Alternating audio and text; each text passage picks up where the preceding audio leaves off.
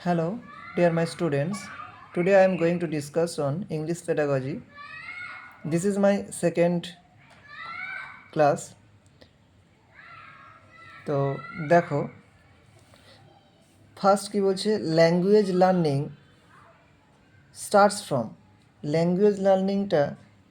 শুরু করা হয় ভাষা শিক্ষাটা শুরু করা হয় কোথা থেকে speaking listening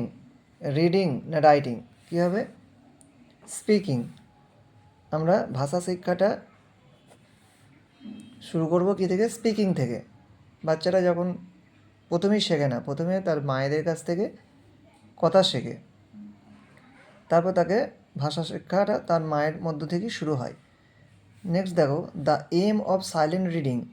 is to guide the students in অর্থাৎ সাইলেন্ট রিডিংয়ের উদ্দেশ্যটাকে গাইড করতে ছাত্রদের কী লাগে সেলফ ইভ্যালুয়েশন আত্মমূল্যায়ন সেলফ ডিসিপ্লিন সশৃঙ্খল সেলফ স্টাডি নিজ নিজ অধ্যয়ন না গ্রুপ ডিসকাশন দলবদ্ধভাবে আলোচনা কোনটা হবে অবভিয়াসলি সেলফ ডিসিপ্লিন ঠিক আছে নেক্সট দেখো words that sound the same শব্দগুলোর যা সাউন্ড সেম শব্দগুলো একই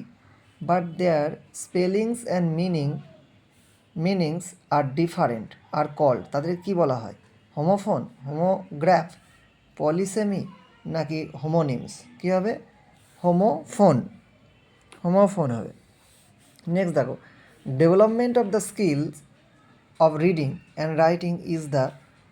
আলটিমেট গোল অফ অর্থাৎ কি রিডিং এবং রাইটিংয়ের দক্ষতা ডেভেলপমেন্ট করতে শেষ লক্ষ্য কী হতে পারে দেখো স্ট্রাকচারাল অ্যাপ্রোচ হবে কি functional communicative approach either of the two উপরের দুটো নাইদার অফ দ্য টু দুটোর মধ্যে একটাও নয় কোনটা হবে দ্য রিডিং স্কিল এবং রাইটিং স্কিল ডেভেলপ করতে গেলে ফাংশনাল কমিউনিকেটিভ অ্যাপ্রোচটা খুবই ইম্পর্টেন্ট এটা দরকার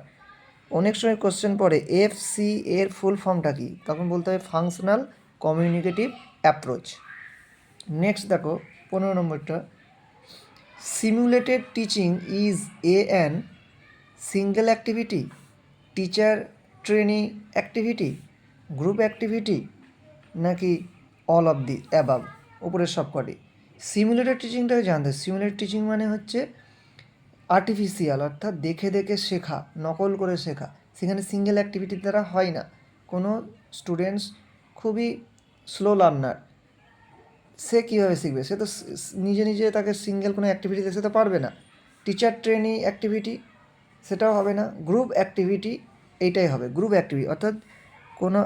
কোনো স্টুডেন্ট যদি দুর্বল হয় তাই কী হয় দলের মধ্যে ঢুকিয়ে দিতে হবে এবং দেখা যাবে ওই দলের মধ্যে যে ভালো করে তাকে থেকে সে নকল করবে এবার তাকে থেকে শিখবে এটা দেখা দেখি শেখা আর কি এটাকে বলা হয় সিমুলেটেড টিচিং নেক্সট দেখো 16টা statement that can have a double meaning একটা স্টেটমেন্টে যখন দুটো করে অর্থ বোঝায় তখন সে কী বলে ভার্বাল এপিগ্রাফ অ্যাম্বিভ্যালেন্ট না অ্যাম্বিগুয়াস অবভিয়াসলি অ্যাম্বিগুয়াস বলা হয় এই ধরনের অনেক কবিতা আছে কবিতায় অ্যাম্বিগুয়াস দেখতে পাওয়া যায় যে জিনিসটা ডবল মিনিং করে নেক্সট দেখো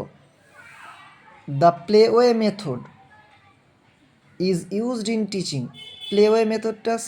শিক্ষণের ক্ষেত্রে ব্যবহার হয় কী করতে শেখাতে স্পেলিং শেখাতে রাইটিং স্কিল শেখাতে ভোকাবুলারি অল অফ দিস ওপরে সব কটা কোনটা হবে অবভিয়াসলি স্পেলিং শেখাতে অর্থাৎ বানান শেখাতে প্লেওয়ে মেথডটা খুব ইম্পর্টেন্ট নেক্সট দেখো a list of teaching skill reading writing speaking and listening এই যে চারটে স্কিল এইটা শেখাতে দেওয়া হয় কি কে প্রথম এই জিনিসটা শেখায় আর কি যে রিডিং রাইটিং স্পিকিং লিসনিং এই স্কিলটা কার দ্বারা এসেছে দেখো এখানে কী কী অপশান আছে ম্যাকানলে ফেয়ার্স ব্র্যান্ডবারি আর BK পাসি এখানে BK পাসি হবে ঠিক আছে নেক্সট দেখো in translation cum grammar method English is taught with the help of in translation cum grammar method, অর্থাৎ ভাষার অনুবাদের মাধ্যমে যে গ্রামার শিখনটা সেটা ইংলিশে শেখানো যাবে কিসের সাহায্যে? ফরেন ল্যাঙ্গুয়েজের মাধ্যমে, বিদেশি ল্যাঙ্গুয়েজের মাধ্যমে, ইন্টারনেটের মাধ্যমে, মাদার ল্যাঙ্গুয়েজ বা মাদার টাং, না none of this? Obviously mother tongue বা মাদার ল্যাঙ্গুয়েজ। মাদার ল্যাঙ্গুয়েজ ছাড়া কিন্তু ট্রান্সলেশন মেথডে গ্রামার শেখা যায় না। নেক্সট দেখো, the method of teaching writing is, অর্থাৎ এই রাইটিং শেখানোর যে মেথড সেটাকে কি বলা হয়? Imitation method, kindergarten method, tracing method, all of this? অবশ্যই অল অফ দিস। আমরা শিখন শেখাতে গেলে এই লেখা শেখাতে গেলে ইমিটেশন মেথড দরকার, অর্থাৎ আমাদের হাতের হ্যান্ডরাইটিং কীভাবে লিখতে হবে, কাউকে যে কোনো ভালো অক্ষরকে দেখে বোঝানো যে এইভাবে লিখতে হবে, এইভাবে ডিটা লিখতে হবে, এইটাকে যে ইমিটেশন, নকল করা, বা কারোর ভালো হাতে লেখা আছে তাকে দেখিয়ে ইন্ডিকেট করে বলা হয় যে দেখো এর হাতে লেখা কী সুন্দর, ঠিক এইভাবে লিখবে, এটাকে ইমিটেশন মেথড। কিন্ডারগার্টেন মেথড অবশ্যই ছোটোবেলায় যে লেটার শেখানো হয় ছোটোদের, ABCD করে ওইভাবে কীভাবে লিখতে হয় ছোটো হাতের বড় হাতের। ট্রেসিং মেথড, কোনো শব্দ লেটার খোঁজা, কোনো শব্দ খোঁজা এইভাবে, তারপরে সেটাকে